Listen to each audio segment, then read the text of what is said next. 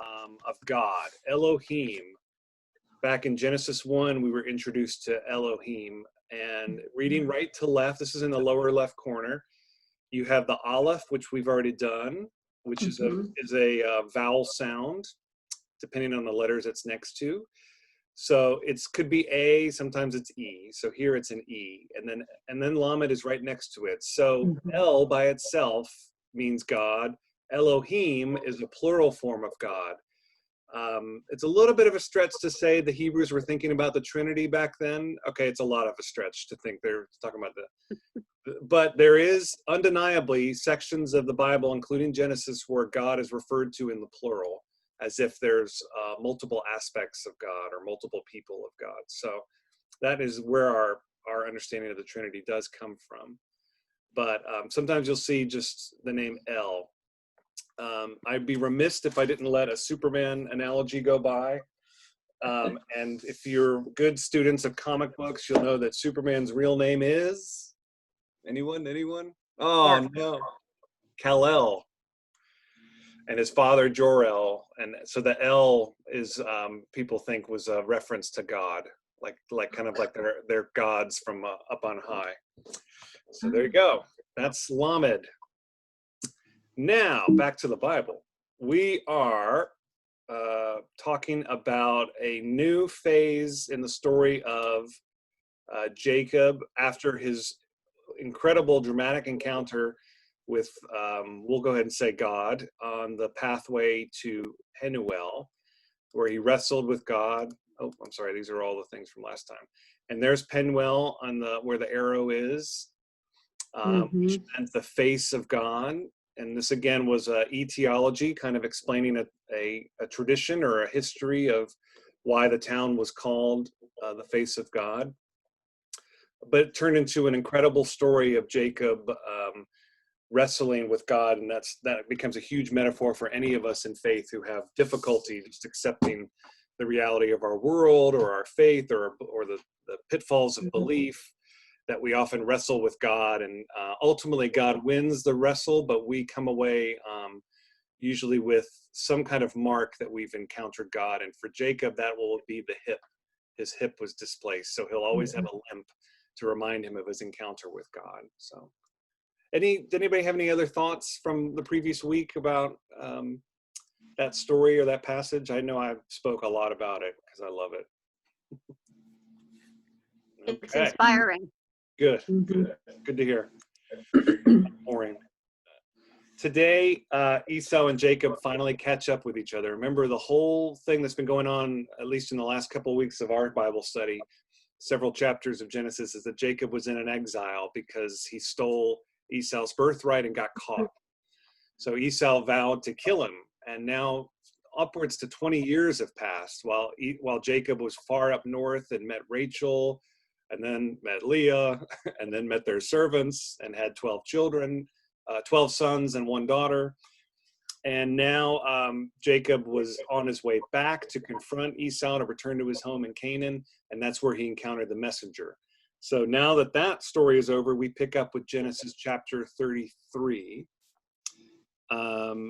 And we'll start right at the top, and I'll go ahead and read this section.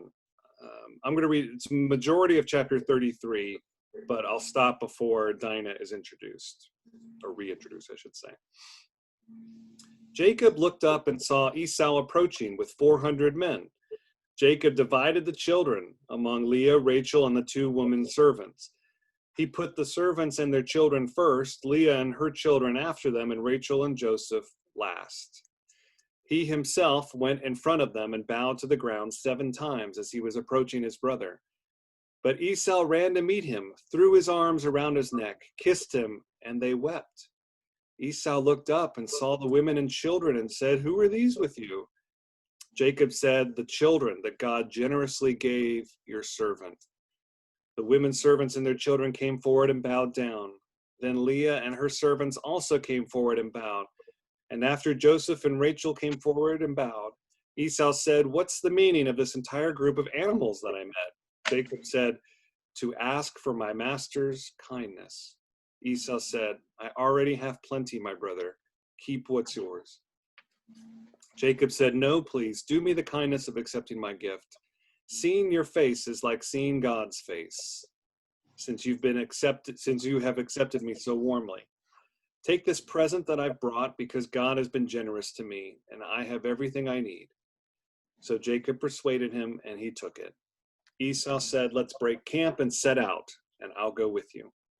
But Jacob said to him, "My master knows that the children aren't strong and that I am responsible for the nursing flocks and cattle. If I push them hard for even one day, all of the flocks will die. My master, go on ahead of your servant, but I've got to take it easy, going only as fast as the animals in front of me and the children are able to go, until I meet you in Seir." Esau said, "Let me leave some of my people with you." But Jacob said, "Why should you do this, since my master has already been so kind to me?" That day Esau returned on the road to Seir, but Jacob traveled to Succoth. He built a house for himself, but made temporary shelters for his animals. Therefore he named the place Succoth. Okay. So I guess the lesson is, let 20 years go by and then everything will be forgiven. Yeah. Greg, is there any significance to the fact that he bowed to the ground 7 times? There probably is. There's 7 days in creation, including the day of rest. So that 7 is an important number. That's probably the best analogy I can think of. It's a good point. And what's also interesting is that he keeps calling him master. I mean, this is his brother. So they've changed roles entirely. Jacob is subservient now. He's deferential. And he, not only does he come in peace, but he he doesn't quite say, "Please forgive me," but he does say, you're the one who had the birthright. I'm just a servant. So you could chalk it up to the experience with the angel, that being the last thing that happened, or God on Penuel, that kind of changed his attitude, or kind of calmed him down. Who knows? But it is interesting. Jacob says in verse 10, "Please do me the kindness of accepting my gift. Seeing your face is like seeing God's face." And remember, that's what he named Penuel, the face of God. So there is kind of a little play on words there. I remember last week we said one fair interpretation of the encounter at Penuel was that was a kind of a sign that it was that the angel was like a messenger of Esau in some way. So clearly, whatever happened there moved Jacob to be more, like I said, subservient, which is really interesting. But yeah, bowing 7 times, probably 7 has to do with 7 days of creation. Okay. Yep. What else? What do people take away from this?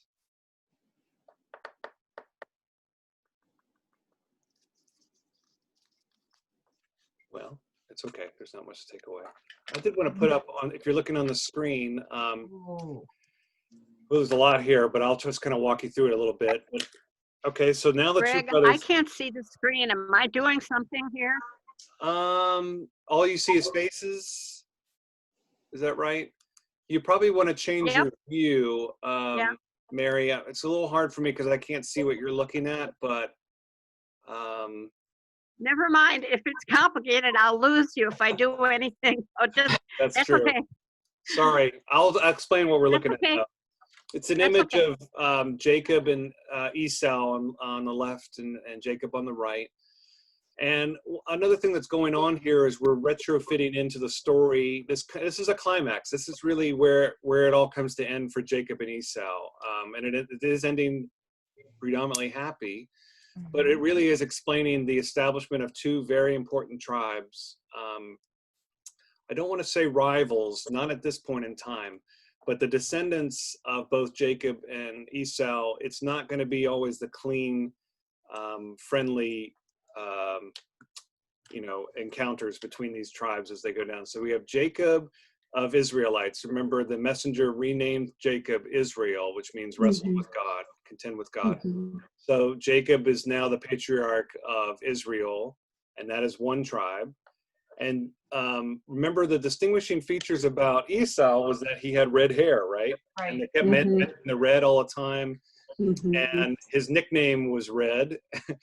And he went to a land called Edom, and Edom, E-D-O-M, means red. So he has descendants now, the Edomites. So for 20 years, Esau has been parenting his own descendants, his own family in Edomites. So where is all of this, you say? Well, if there's a map here, sorry, Mary, you can't see, but the map has, at this time in the Bible, this has changed now, but you have many of these tribes here that are kind of developing, and you have Israel, not to be confused with modern day Israel, and it's kind of in the upper section. You have Kingdom of Judah, which is another tribe. At a certain point in real history and in the Bible, Israel and Judah will merge, and they will become one Israel, just so you know, and that's kind of what modern day Israel is.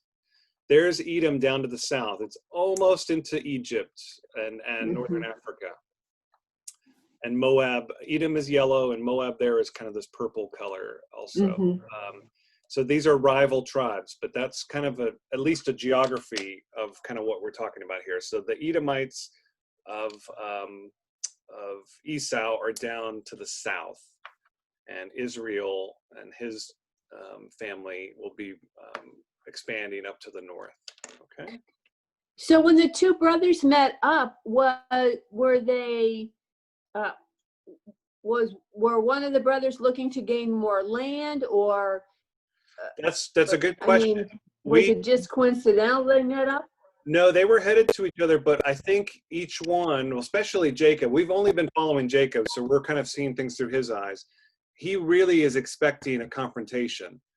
So and even, this is supposed to be read for drama. I probably didn't do it very much justice, but they're coming up over the hill, and it's like, okay, there's Esau, and there's 400 soldiers, it looks like, or men. It says men. I'm assuming that's soldiers.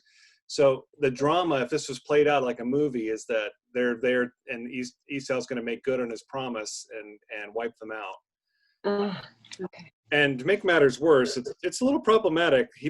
Jacob puts his servants and the children up front, which is kind of rude, as if they would be the first ones to get assaulted. But that's just the way it is. And instead, they're met with a welcome and kindness. And so the whole situation is diffused. So it was a planned attack? Is that it was going to be a planned attack? I don't think it was a planned attack. I think it was just assumed there would be some kind of attack. I think Jacob assumed for 20 years that the second Esau finds him, he'll just kill him and everybody with him. Okay. So not a planned attack, but it did look like, instead what it is Esau coming in peace with all of his people of his tribe to greet them and welcome them and reconcile. And that is, ironically, for an Old Testament that's often derided for violence, this is a great lesson in reconciliation. Credit goes to Esau for being the one who originally said he would kill his brother, and instead greets him with kindness and essentially is saying all is forgiven. And then that is returned to Jacob, where he says, I'm your servant, basically. He calls him master. He gives over his land. So yes, would world leaders, could they please treat each other more like this? Sure, that would be great. A little de-escalation never hurt anyone. And that's basically it. That's Jacob and Esau aren't gone from the situation, but that's kind of the end of the saga of their tension since they were children. And now we turn to Dinah. Let's see here. So chapter 33, verse 18 really starts off a new segment. So would someone like to read from 18 to, Barb, you have the Women's Bible, so maybe you can do that.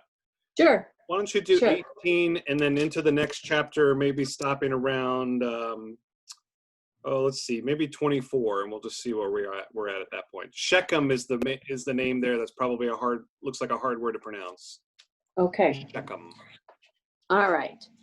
Jacob arrived safely at the city of Shechem in the land of Canaan on his trip from Padan Aram. and he camped in front of the city. He bought the section of the field where he pitched his tent from the sons of Hamor, Shechem's father, for 100 kesidas. Beats me. Then he set up an altar there and named it Eloi Israel. Great. Dinah, the daughter whom Leah had borne to Jacob, went out to meet the women of that country. When Shechem, the son of Hivite Hamor, and the country's prince saw her, he took her, slept with her, and humiliated her. He was drawn to Dinah, Jacob's daughter. He loved the young woman and tried to win her heart. Shechem said to his father Hamor, "Get this girl for me as my wife." Now Jacob heard that Shechem defiled his daughter Dinah, but his sons were with the animals in the countryside, so he decided to keep quiet until they got back. Meanwhile, Hamor, Shechem's father, went out to Jacob to speak with him. Just then, Jacob's sons got back from the countryside.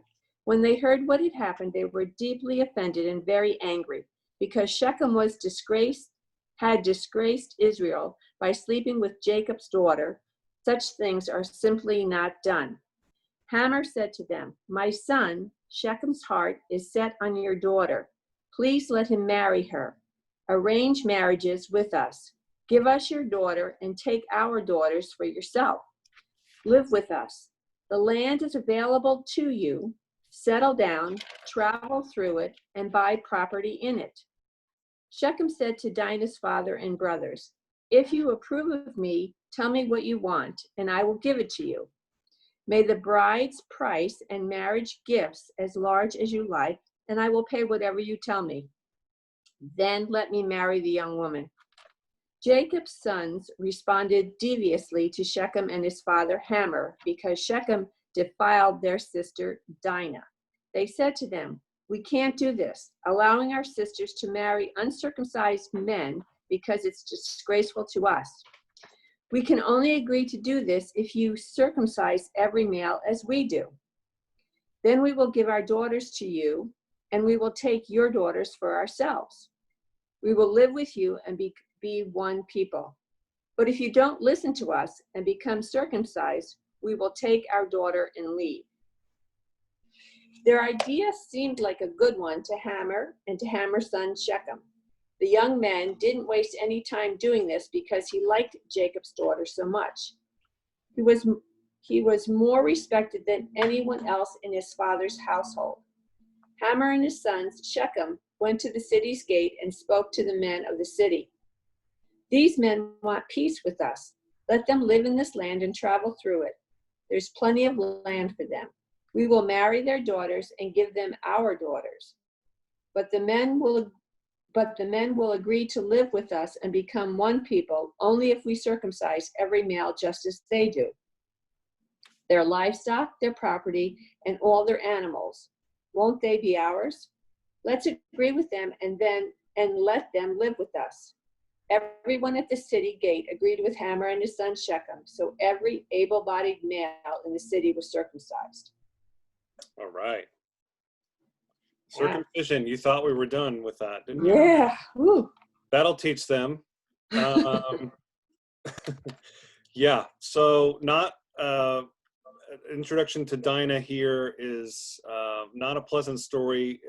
You're catching, I'm sure, all the coded language, because obviously what's happened, she was raped. Mm-hmm.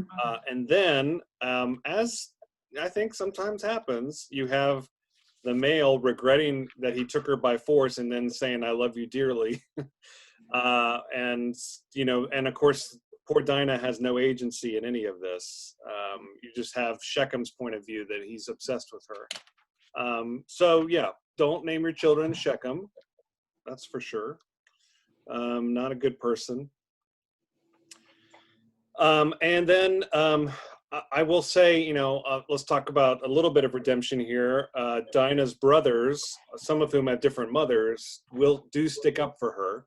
And in a period of time in antiquity where something like this could happen to a woman and men would probably just not turn the other cheek, but turn a blind eye, the brothers are holding it against the Shechem people, to their credit. So that also is basically Jacob's now earned over time this kind of goodwill as a character of the Bible, and now it's being passed down to his son. So it's a little bit of a preview that the next generation of Jacob, although it's not always true, the next generation after Jacob will be a little less scrupulous. Yeah, but poor Dinah. Yeah. Barb, what is Dinah? Is there a bubble in there about Dinah? Yeah, it says the name Dinah means judgment, but she never got to voice her judgment of the man who raped her, of her father's silence, and of her brother's violent response. Although the action in Genesis 34 focuses on Dinah, she never speaks.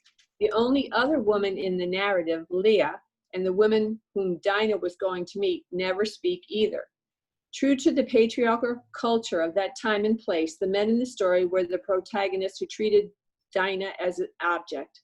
Shechem raped Dinah. Shechem and his father bargained for Dinah with her father, Jacob, and her brothers. Outraged over Dinah's rape, her brothers killed Shechem and all the men in the city and stole their property, including their wives. What did Dinah feel? What did her mother feel? What did the women Dinah was going to meet feel? The narrator of the story never considers the feelings of the woman, only the feelings of the men. Her brothers took violent action because they felt their honor was violated by the rape of Dinah. Honor killings still occur today, but usually the women, not the rapist, is killed to avenge the honor of the men in her family. Every year, approximately 5,000 women worldwide are victims of honor killing, and 1 in 5 women are victims of rape or attempted rape. The media sometimes focuses more on the rapist's feelings and on the reaction of the men in the woman's life than on her feelings. Churches sometimes ignore the rape victim's suffering, remaining silent to protect the honor of the rapist, who may be a church leader. Wow. Wow. They went there. Yeah, they did. That's good. So what Barb's reading from again is the CEB Women's Bible, where it's entirely, the editors are entirely composed of women and really great scholars, including two of my professors from seminary. That was So definitely even me that was saying definitely written by a woman. yes, Yes. definitely, No doubt. and for good reason, especially because Yep. first of all, they don't tiptoe around that it's a rape. Yep. Even I tiptoed around it a little bit, and then as soon as I was saying, look, the brothers came to defend her, shows what I know, because this editor is right in saying, well, it's just because their own honor was Right. in question. Yeah. It did spoil a little bit that there is going to be some revenge, but yeah, it's complicated. Again, you have to deal with the Old Testament with delicate gloves, because it's, taking this out of context is just so dangerous.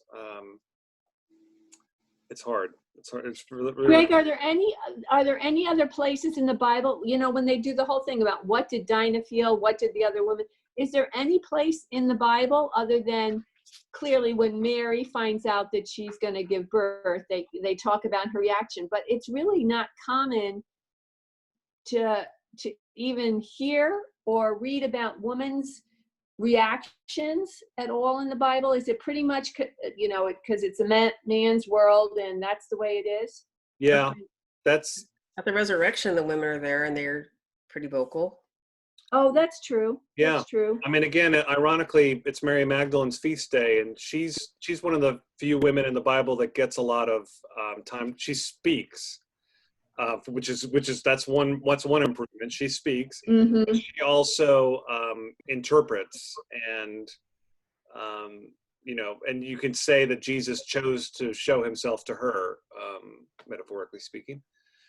And that's really huge. I think Mary, the mother of Jesus, is, in Luke's gospel, she responds with a song about how wonderful God is, the Magnificat. So there is more of that in the New Testament than there is in the Old Testament, that's for sure. That's one of the reasons why that book of Ruth is so important, because it's almost as if it was written by women. And it is about the point of view of two women, and they're the main characters, and the man is the one that says very little. So we might have to revisit Ruth because it's just a short book. We did that Bible study about a year and a half ago. I was going to show you on screen something that you read, Barb, reminded me of talking about the victims and not the perpetrator. I'm just going to find this on screen real quick. I'm hesitant to commend it to you because it's dark material. Hang on. But right now it's also a it is a miniseries on HBO. Where is it? And it's called I'll Be Gone in the Dark. And it's the story of the Golden State Killer, who you probably heard was recently. Yes. He was apprehended 2 years ago, and he pled guilty last week finally to upward. I mean, 20 murders, 50 rapes, all through California in the 70s and 80s. And the book, I had read the book, which came out before he was caught.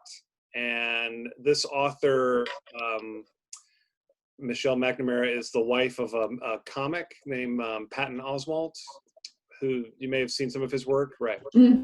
She actually, unfortunately, died in her sleep, and it turns out, I think she died in her sleep because she had some drugs to help her sleep, and she kind of accidentally on them because she was caught up in trying to solve. She was like one of these true crime authors that tries to solve cases on her own with, a little bit of police help.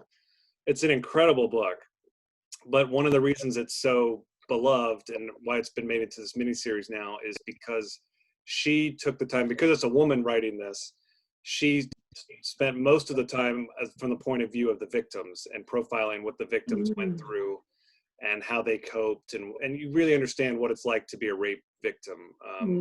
Like I said, it's not the easiest reading in the world, but it's a different take. Watch it on TV. What's that? I don't even know how you could watch that on TV. Yeah, I mean, I get a little scared watching it at night because it's just about a night. This guy was the original Night Stalker. He was the East Area rapist, and then she coined the term Golden State Killer to kind of raise his profile. Yada yada yada. Spoiler alert: he got caught because they finally science caught up with him, and they were able to do a DNA test from a rape kit from 30 years earlier, and they found him on 23andMe. Oh, wow. And in her book, she died in the middle of writing the book, and she had basically left it saying, "I think DNA is the way to figure this out." So Wow. pretty amazing. Two things to say. Yeah. One is you should all try to find the TV show called AP Bio, which is Patton Oswalt. Like just watch it after you watch a terrifying HBO, because it's the opposite of that. Good. Yes. He is a comedian. It's so good, and it was only on for like 1 or 2 seasons. It was amazing. And Patton Oswalt is wonderful in it. Yeah. That's number one. And number two, about 2 weeks ago, the New York Times had an amazing article about the woman who invented a rape kit. Oh my gosh, really? Oh, So good. I put it on my Facebook page. And of course she had to, in order to get it funded and used, she had to let a male police officer put his name on it and say he invented it. But it's like the story of her. It's just fascinating. And I'm sorry, this has nothing to do with Bible study, but it has to do with what you just showed us. yeah, no. Hey. It's so interesting. Like she was like a social worker, lawyer. She wasn't. Love it. Amazing. Anyway, Nice. but both those things are fascinating to me. The New York Times article. I'll share it with you. Oh, that's great. All of this was stemming out of what Barb read by the editors of the Women's Bible, which is just reminds you that, who gets with the Bible, it's who gets to tell the story, and it's men that tell the story. And even the translation that Barb read is the one I'm reading too, this Common English Bible, which again is the newest translation. It's only about 5-6 years old. In that translation, where there's a lot of women editors and scholars that contributed to it. So you get to, these little things matter, these translations, whereas older translations might have said about the rape, he took her and, he took her as his, and would have just called it at that. Here now they go back to the Hebrew and they go, okay, actually this is what happened. He took her and he humiliated her. You know, he raped her. That's abuse. That's another translation I have calls it abuse. That's all within the last 10 years. The translations finally name what it is. I have a really Makes a old, difference. I have a very old Bible, and it uses the word defiled and humbled. Humbled, yeah. And defiled. Humble. I guess defiled helps, but humble is such a soft. Yeah. White, Humble. Right. Humble is too soft. So anyway, there's just something there about as men cede the stage to women to at least not just these stories where we're stuck with stories told by men, but as women can help translate and interpret, we'll get better understanding, a fuller picture understanding. So anyway, thank you, Barb. Sure.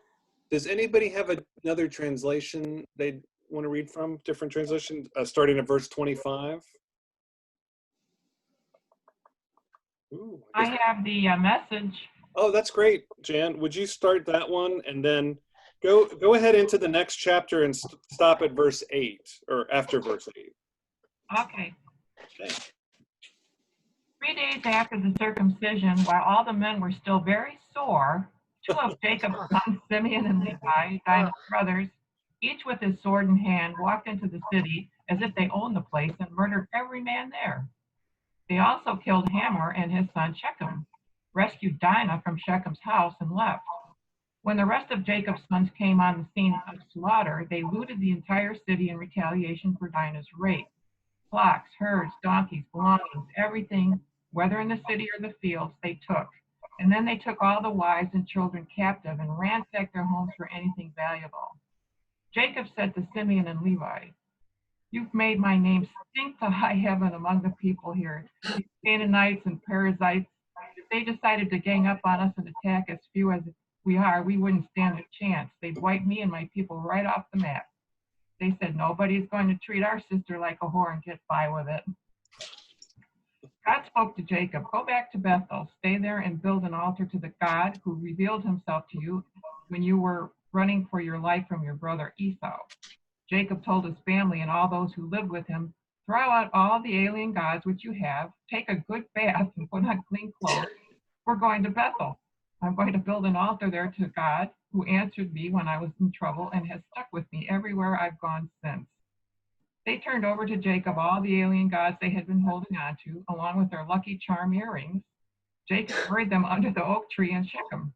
Then they set out. A paralyzing fear descended on all the surrounding villages so that they were unable to pursue the sons of Jacob. Jacob and his company arrived at Luz, that is Bethel, in the land of Canaan. He built an altar there and named it El Bethel, God of Bethel, because that's where God revealed himself to him when he was running from his brother.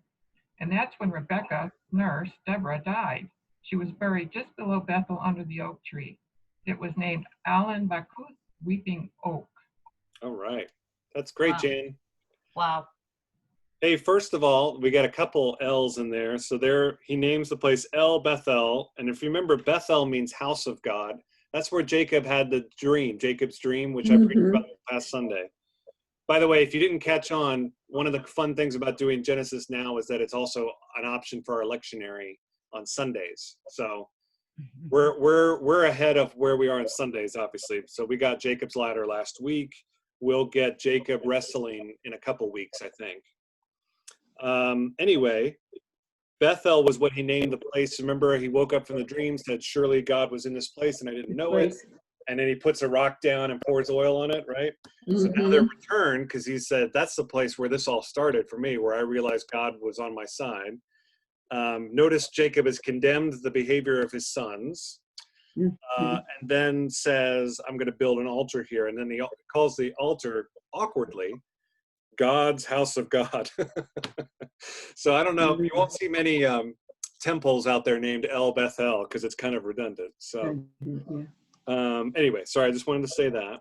It's a clunky story, and I think that's because there's a mixture of two different traditions merged together. There's little beats in the story that clearly were important to somebody, like the lucky earrings.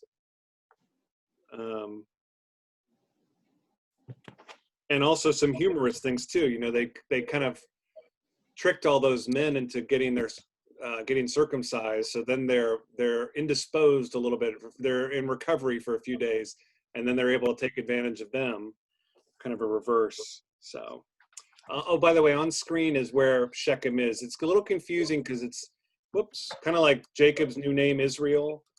You know, it's both a name and a place. Well, Shechem is named here, and the man's name was also Shechem. So, a little bit north of everything. Mhm. There you go. All right. Any kind of questions or thoughts so far? Got a couple more minutes. Let's see if we can finish out chapter 35. And I'm going to read from a different translation by Robert Alter.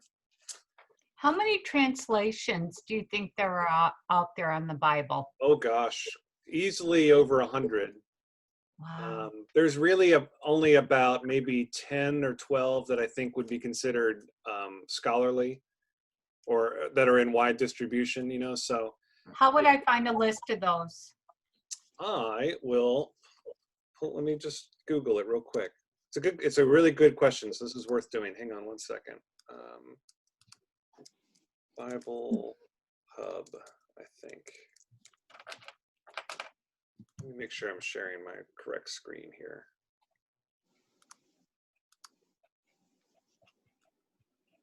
Oh, So this is BibleHub.com. This is one good site.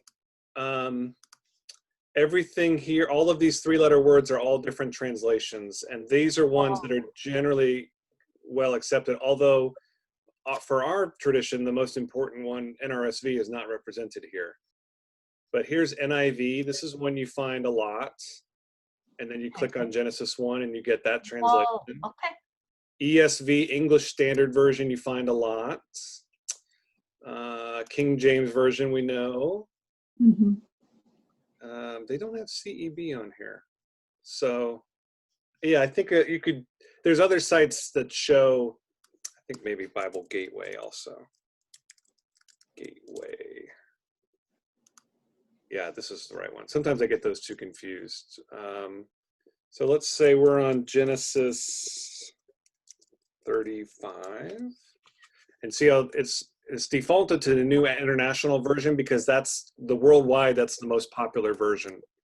Mhm. And then you see you can cycle through all of these. So look at these, starting at the base. All of these versions. There's our version, New Revised Standard. All of these are different translations. This is the one that Barb and I are both reading from CEB, Common English Bible. Oh, actually, I need to change it here. And that's the one I'm talking about that's within the last 10 years. Tell me that one again. Common English Bible, CEB. Okay. And it either looks like this, CEB. And I always say get a study Bible if you can, because that has all of this at the bottom, all of these footnotes. Got it. Mhm. Got it. Which might be overwhelming, but they're literally there to help you. You can ignore them if it's overwhelming, but if you want to learn more, you can look at the footnotes and it'll tell you more. I do have a Woman of Faith NIV study Bible, and I do NIV. find it helpful. There you go. And Jan was reading from the Message, which is very popular, and it's written in contemporary English. Mhm. Okay. Okay. There you go. Now, the one I'm reading from now, is a more of a textbook, so I don't know if I really recommend it, but for me, it's fascinating. And it's by a man named Robert Alter. So this was just released in 2019, and he's a famous scholar, and he's just been working on his own translation of Genesis from the original Hebrew. And he too is trying to address some of the issues we've been talking about in translation. So let's hear what his take on what follows next, and I'm just going to finish out this chapter. And I'm on verse 9, chapter 35, verse 9. And God appeared to Jacob again when he came to Padan Aram, and he blessed him, and God said to him, "Your name Jacob, no longer shall your name be called Jacob, but Israel shall be your name." Hey, deja vu, where have we heard this? And he called his name Israel, and God said to him, "I am El Shaddai. Be fruitful and multiply. That should ring a bell too. A nation, an assembly of nations shall stem from you, and kings shall come forth from your loins. Ooh. And the land that I gave to Abraham and to Isaac, to you I will give it, and to your seed after you I will give the land. And God ascended from him in the place where he had spoken with him. And Jacob set up a pillar in the place where he had spoken with him, a pillar of stone, and he offered libation upon it and poured oil on it. Deja vu. And Jacob called the name of the place where God had spoken with him, Bethel. Now, doesn't this all sound exactly familiar? Yeah. Yes. It's a different writer. Now, I've said several times that when a new writer of the Bible comes along and there's already a tradition in place, they don't replace, they add on and they retell the story. And that was part of how you made the Bible, was you retold stories and changed some of the details in different ways. This is two different traditions. It's the same two different traditions that about the renaming of Isaac, same different traditions that told Genesis 1 and 2. Remember those two? One, God is cosmic. The other one, God is walking around like a man in Garden of Eden, Mhm. gets his hands dirty. The story with the messenger at Penuel, where Jacob wrestles, that's the same writer tradition as Genesis 2 with Adam and Eve. God is getting his hands dirty, right? He's physically wrestling with Jacob. Now, the other writer comes back in, the priestly writer that did Genesis 1, and his God is already different here. God's no longer the messenger wrapping his hands around Jacob. God is speaking through a pillar of cloud, and yet some of the details are still the same. The place is called Bethel. His name changes to Israel. Jacob realizes the place is holy and pours oil on it, and that's a mixture of the Jacob's ladder story. So it's a little bit of a window into how a book of the Old Testament is put together when you have multiple traditions and they're trying to fit these Lego pieces together and they don't always make sense. It's another good lesson as to why I challenge people that try to take all this literally, to try to explain why this exists this way.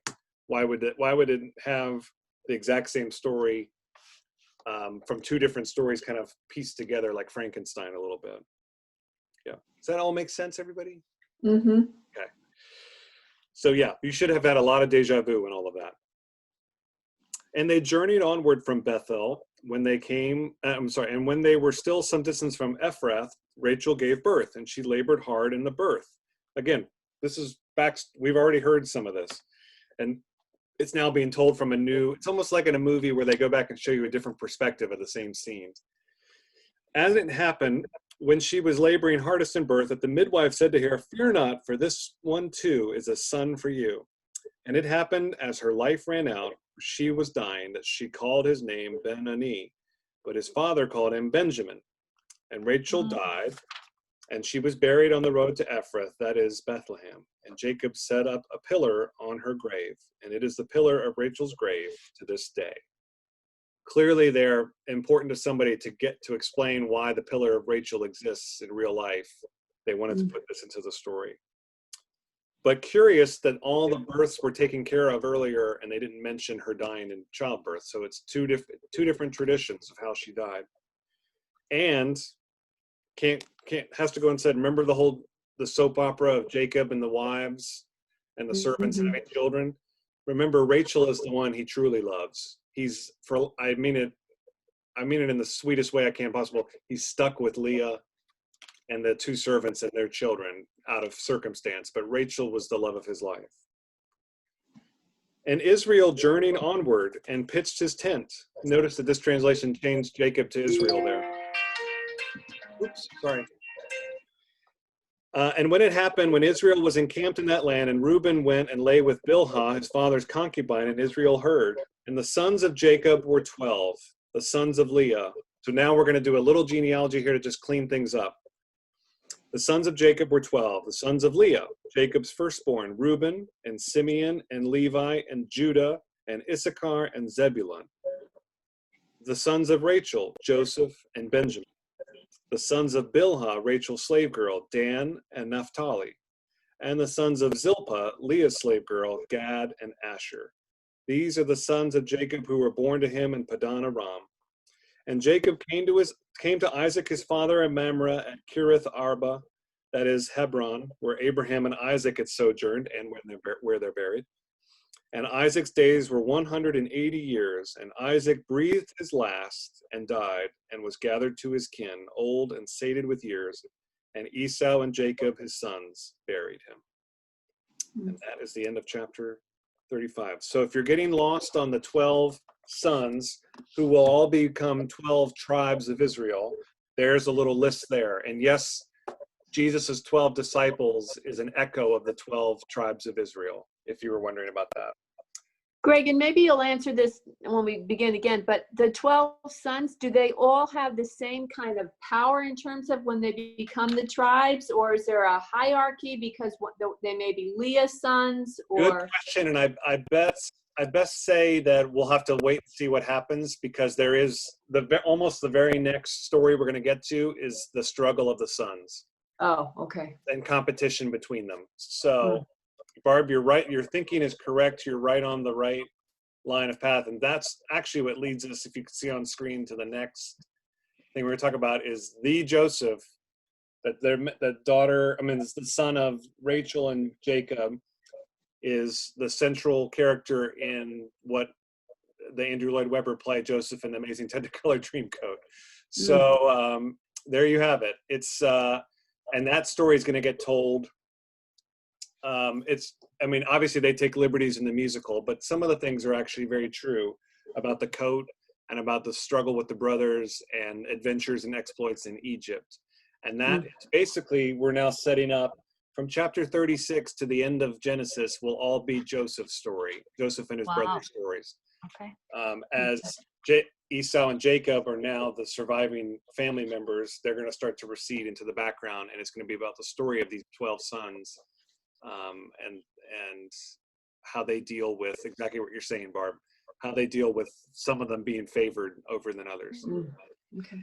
I think it's fair, I hope it's fair to say, let's put it this way, that remember what I said, that Rachel was really the love of Jacob's life, the one he's supposed to be with? Her two sons are Joseph and Benjamin, and if memory serves, that's the two that are kind of the quote-unquote good sons, if that makes any sense. Okay. If memory serves. The rest of them have some problems. I don't want to spoil too much. Okay. Yeah. Any questions for what we've gone through? Did we move too quick? Hope not. No. Everybody's got Donny Osmond in their head going, if you'll be a big star, right? I'll summon up some. Good. It's a great musical. I'll summon up some clips for us. How about that? So that's it. We're going to take a break we'll be back in 3 weeks on August 12th. All right. It's kind of interesting that yesterday I saw that the house that Donny Osmond had rented up in Wilmette, or purchased when he was doing Joseph, that it went up for sale yesterday. Oh, wow. Interesting. So I thought, it's kind of interesting that led the news. Yeah. That's great. All right. Well, take care, everybody. And I'm going to be back on for noonday prayer in about 10 minutes. Thank you. Okay. Thanks. Have a good vacation if I don't talk to Have you. a great vacation. Thank you. And blessings to everyone for the next 2 weeks until I see you again. Yes. Absolutely. Yes. Absolutely. Stay safe, everybody. Take care. Bye, John. Bye-bye.